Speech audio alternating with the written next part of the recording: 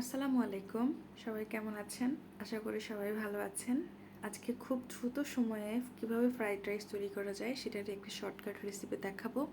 অনেক সময় হুট করে বাসায় মেহমান চলে আসে, তখন এটা আপনি খুব সহজেই তাড়াতাড়ি সময়ের মধ্যে করে দিতে পারবেন। কিংবা বাসায় বাচ্চারা অনেক সময় অনেক কিছু খেতে চায় না, বায়না ধরে, ওদেরকেও আপনি এটা করে দিতে পারেন। চলেন তাহলে তৈরি করে ফেলি। আমি চিকেনগুলোকে খুব বেশি পাতলা করে স্লাইস করে কেটেছি। বেশি মোটা করার কোনো প্রয়োজন নেই। আপনি একটু লম্বা লম্বা করে পাতলা পাতলা স্লাইস করে কাটলেই হবে। চিকেনটা কাটা হয়ে গেলে এখন ম্যারিনেট করার পালা। এখানে আমি পরিমাণ মতো লবণ দিয়ে দিচ্ছি, তারপর 2 টেবিল চামচ আমি সয়া সস ইউজ করেছি। হাইকোর এই সয়া সসটা অনেক ভালো। আমি অনেক সয়া সস ইউজ করেছি, বাট হাইকোর এটাতে ফ্লেভার খুব ভালো আসে। তারপর হাফ টেবিল চামচ আদা রসুন বাটা দিয়ে দিলাম, আর এখন দিয়ে দিব 1 টেবিল চামচের মতো গোলমরিচের গুঁড়ো আর 1 টেবিল চামচের মতো মরিচের গুঁড়ো।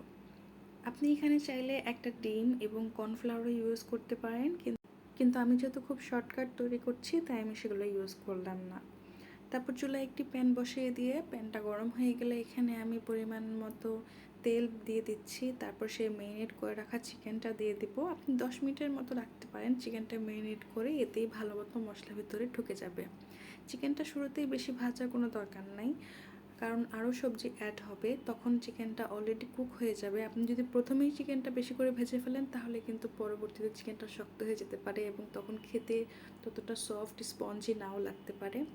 আমি হালকা করে ভেজে নিয়ে এখানে দিয়ে দিচ্ছি 1 কাপ পরিমাণে গাজর কুচি। গাজরটা এখন আরেকটু হালকা ভেজে নেব চিকেনের সাথে মিলিয়ে। গাজরটা হালকা ভাজা হয়ে গেলে এখানে আমি ছোট্ট 1 কোয়া রসুন নিয়েছি। এটা আমি হ্যান্ড গ্রাইন্ডার দিয়ে গ্র্যান্ড করে দিব। আমি প্রথমেই রসুন কুচিটা দিতে পারতাম, কিন্তু প্রথমে গরম তেলে রসুন কুচিটা দিলে ফ্লেভারটা ভালো আসতো না, তাই আমি মাঝখানে দিয়েছি। তাতে করে হালকা মিষ্টি একটা ফ্লেভার বেরোবে রসুনের, ভাজা রসুনের স্মেলটা।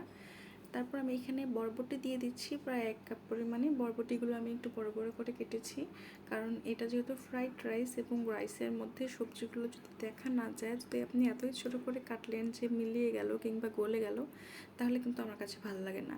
তাই আমি সবজিগুলো সবসময় একটু বড় করে নিই।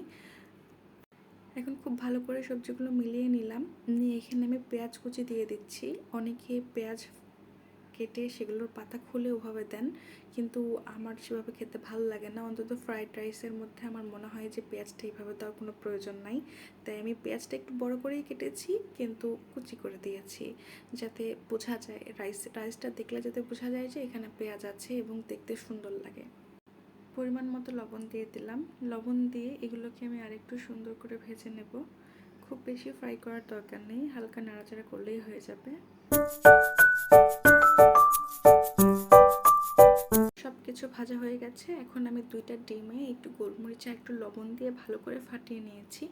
তারপর এই পুরোটা ডিম এখানে দিয়ে দিলাম, দিয়ে ডিমগুলোকে আমি খুব ভালোভাবে মিশিয়ে নিচ্ছি। অনেকে ডিম ছাড়া ফ্রাইড রাইস রান্না করে, কিন্তু আমার কাছে মনে হয় যে ফ্রাইড রাইসে একটু ডিম থাকবে, একটু চিকেন থাকবে, একটু ভ্যারাইটিস ভেজিটেবল থাকবে। আপনারা চাইলে নানান ধরনের সবজি ব্যবহার করতে পারেন। আমার হাতের কাছে যেই সবজি ছিল আমি সেটা দিয়ে শর্টকাট রান্না করেছি। ডিমগুলোকে আমি দেখুন খুব ভালো করে মিশিয়ে নিলাম। এখন এখানে দিয়ে দেব আমি ক্যাপসিকাম আর 2টো কাঁচামরিচ। আমি কিন্তু শুরুতে কাঁচামরিচ দিইনি, কাঁচামরিচটা এই পর্যায়ে আমি দেবো। যারা খুব বেশি ঝাল দিয়ে করতে চান তারা কাঁচামরিচের পরিমাণটা আর একটু বাড়িয়ে দিবেন, এবং শুকনো মরিচের পরিমাণটাও আর একটু বাড়িয়ে দিতে পারেন চিকেনটা ম্যারিনেট করার সময়। কিন্তু যেহেতু আমার বাচ্চাও খাবে, তাই আমি খুব বেশি কাঁচামরিচ ইউজ করিনি। দেখুন সবজিটা কিন্তু খুব সুন্দর কালারফুলি আছে। তারপর আমি 80% বা 70% সেদ্ধ করে রেখেছিলাম পোলাওর চাল, সেই পোলাওর চালটা এখানে আমি দিয়ে দিচ্ছি।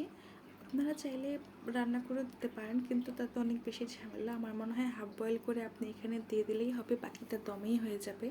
তারপর খুব ভালো করে আমি মিশিয়ে নিচ্ছি। সবাই কম বেশি ফ্রাইড রাইস রান্না করতে পারে, কিন্তু আমার এই রেসিপিটা একদমই নতুনদের জন্য, যারা সবেমাত্র সংসার শুরু করেছেন বা একদমই নতুন নতুন শিখছেন তাদের জন্য। আপনারা কিন্তু সয়া সস একদমই স্কিপ করবেন না, কারণ এটার মেইন উপকরণই হচ্ছে সয়া সস এবং টমেটো কেচাপ বা টমেটো সস যেটাই বলেন না কেন, গোলমরিচের গুঁড়ো, এগুলো ছাড়া কিন্তু এটা অতটা টেস্টি হবে না। আমি বেশ কয়েকবার নেড়ে চেড়ে এটাকে ঢেকে ঢেকে দমে দিয়ে রেখেছিলাম 5 মিনিটের মতো। তারপর এখানে আমি পরিমাণ মতো আবার সেই সয়া সসটা দিয়ে দিয়েছি, যেটা আমি এর আগেও মেরিনেট করার সময় দিয়েছিলাম। মূলত এটার যে ফ্লেভার, তাতেই চিকেন ফ্রাইটা অনেক ভালো আসে এবং অথেন্টিক আসে। আপনি অন্য অন্য জায়গার চেয়ে এটা একবার রান্না করে খেয়ে দেখবেন, সব থেকে বেশি বেস্ট মনে হবে।